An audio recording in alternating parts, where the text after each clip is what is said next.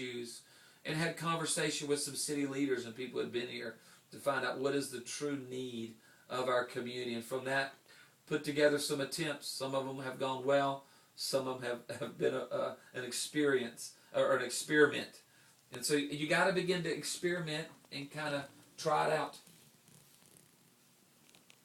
What would you say would be, say, 3 steps that a congregation or a pastor or church leaders might take to say that they want to be in service to their community?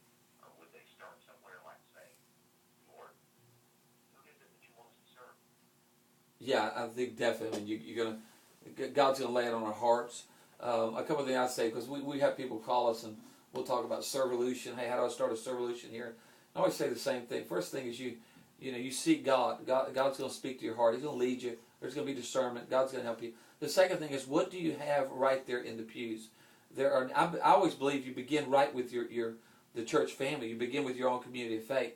So what is the need? Our first outreach was a widow in our church. We had 20 people, and a lady told me on Sunday and said, hey, do you know there's a widow that's attending?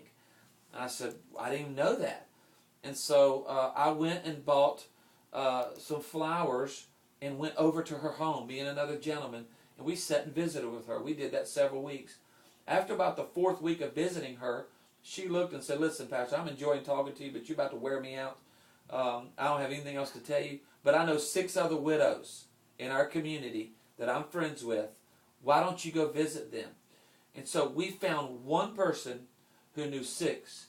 Today, we'll minister to 200 to 300 widows, probably within every other week, once a month, community because of one widow. So I would say, pray, seek God, get discernment. Secondly, look at what's in your pew. Look at what's there already.